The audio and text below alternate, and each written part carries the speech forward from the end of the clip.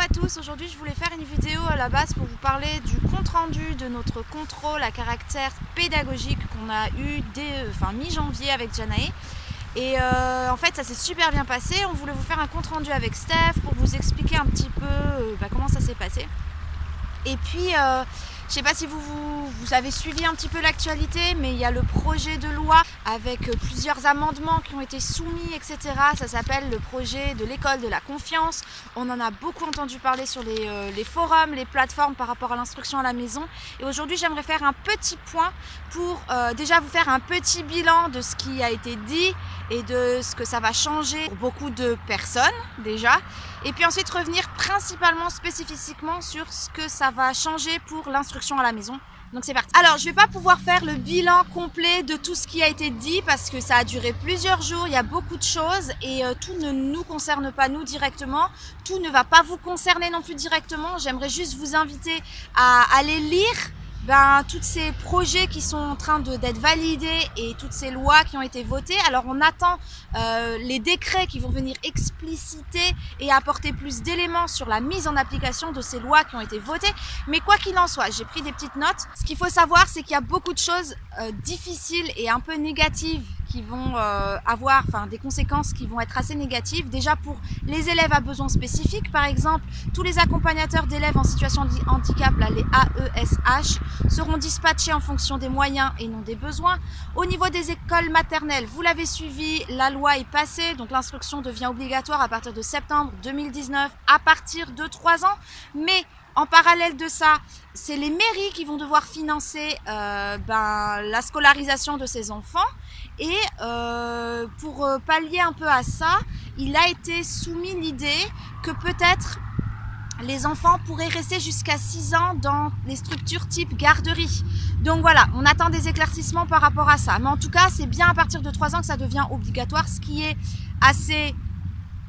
pour moi, c'est complètement aberrant étant donné que 97% des enfants de 3 ans sont déjà scolarisés aujourd'hui en France et que la petite minorité qui ne scolarise pas ses enfants ne choisissent même pas spécifiquement l'instruction à la maison. Souvent, c'est juste pour permettre à l'enfant d'avoir un rythme plus calme et plus doux jusqu'à ses 6 ans.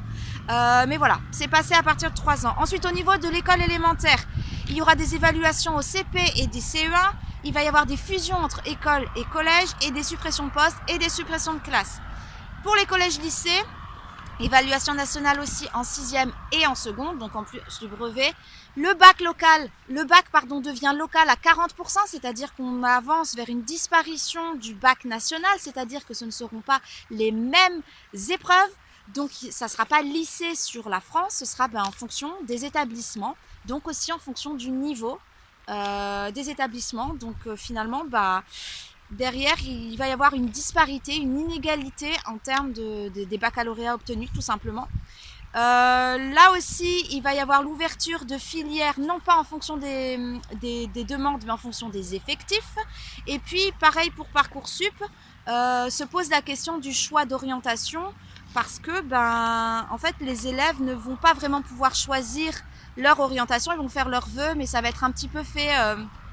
comme c'est déjà le cas, je discutais avec une prof qui me disait que dans le BTS où elle travaille, ils ont des élèves dont leur vœu, le BTS en question, c'était leur vœu numéro 8 par exemple, et ils ont des personnes qui n'ont toujours pas été acceptées alors que ça fait 2 ans qu'elles postulent et que c'est leur premier vœu et qu'elles ont les notes qui leur permettent de faire ça, qu'elles sont hyper motivées.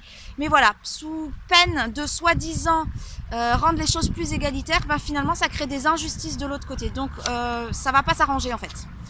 Et par rapport à l'IEF maintenant, on va en venir dans le vif du sujet. Donc dès 3 ans, pareil que pour les enfants scolarisés dans des écoles maternelles. Donc moi je vous invite vraiment à faire vos déclarations à partir de septembre auprès de la mairie, auprès de l'académie. J'ai lu quelque part, je n'ai pas réussi quand j'ai voulu faire cette vidéo à retrouver le lien, mais j'ai lu quelque part que peut-être, donc là c'est pareil, ce sera explicité dans les décrets qui vont venir expliquer plus en détail comment ça va se passer, mais que peut-être le contrôle ne sera pas fait par l'éducation nationale pour les enfants entre 3 et 6 ans, mais vont le déléguer à d'autres organismes type PMI, etc. Donc je ne veux pas m'avancer, c'est quelque chose que j'ai lu, voilà, mais ça serait pas idiot non plus. Donc voilà, on verra par rapport à ça. Ensuite, les critères des contrôles restent très flous. Donc là, on attend vraiment les décrets pour expliquer.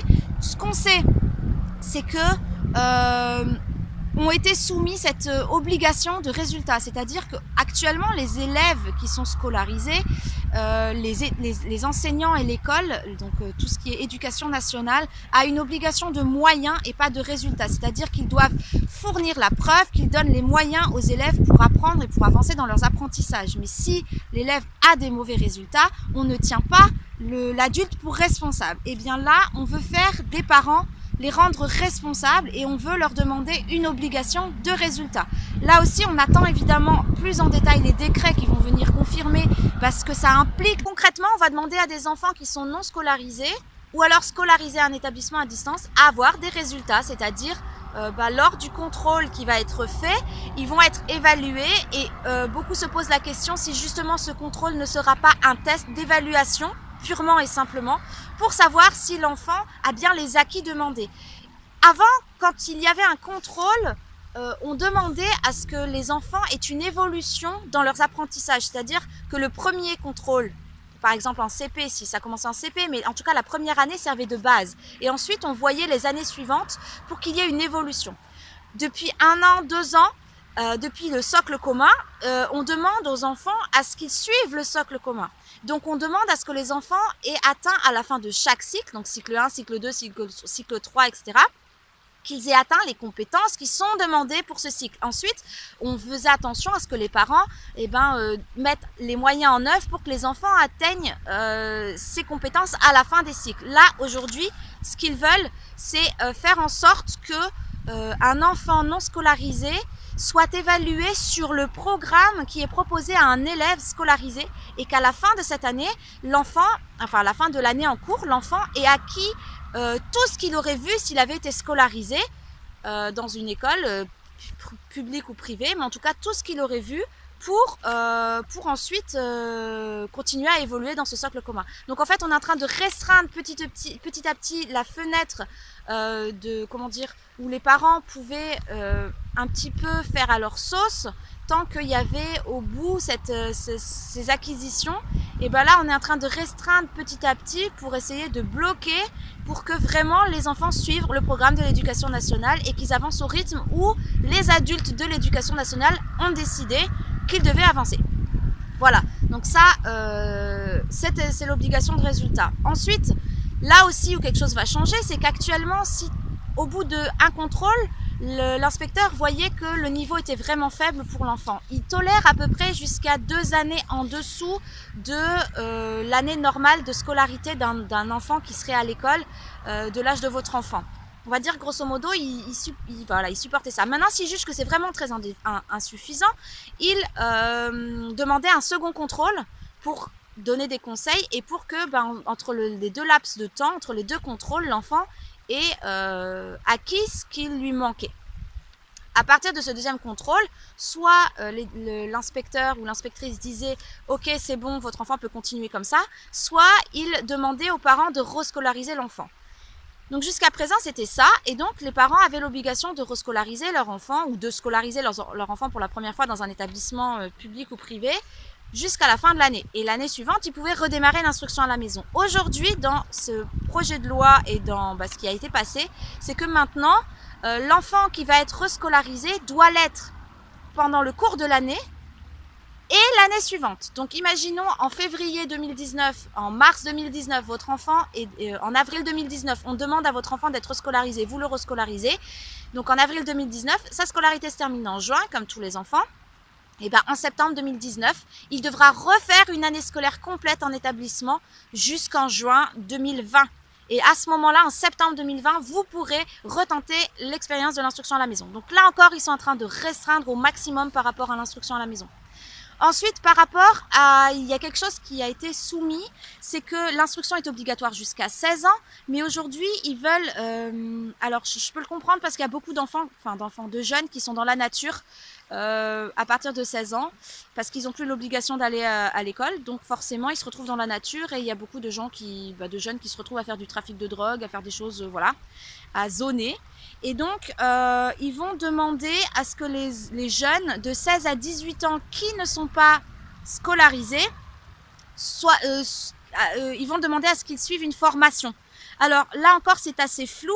Est-ce que ça veut dire que les enfants qui sont instruits à la maison, qui décident de passer leur bac en candidat libre, seraient dans l'obligation de s'inscrire à des cours par correspondance? Je pense pas. Je pense qu'ils pourront continuer leur instruction à la maison, même s'ils ne sont pas scolarisés. On peut quand même justifier qu'ils sont encore instruits et qu'ils ont pour objectif de passer leur bac en candidat libre. Mais peut-être que pas, peut-être que je me trompe et qu'ils vont effectivement demander aux enfants de passer leur bac dans un lycée, voilà, je sais pas. Mais en tout cas, c'est ce qui va être demandé. Donc là encore, comme je l'ai dit, on va attendre les décrets pour savoir exactement ce que ça implique. Bon, écoutez, je pense que j'ai fait un résumé des plus résumés possibles. Moi, ce que je vous invite à faire, c'est vraiment à suivre l'actualité sur les associations qui gèrent ça. Il y en a une qui est très bien, c'est l'association UNIE, U-N-I-E. Sur leur page Facebook et sur leur site, ils mettent toute l'actualité quasiment en direct. Et dès que les décrets seront passés, on le saura. Il y a aussi des rassemblements qui sont faits avec des pétitions, avec des moyens mis en œuvre région par région pour pouvoir faire valoir aussi ses droits. Voilà, tout n'est pas encore jouer d'avance. Et voilà, moi je fais pas cette vidéo pour vous plomber l'ambiance, je fais cette vidéo pour que vous soyez au courant de ce qui se passe. Et même si on n'a pas encore toutes les réponses, au moins ça peut vous aider à définir, à délimiter un peu les contours de ce qui s'annonce et de ce qui va être mis en place à partir de septembre. Voilà, sur ce, de toute façon je vous tiens au courant dès qu'il y a plus de nouveaux, plus de détails, et je vous dis à très vite pour la suite.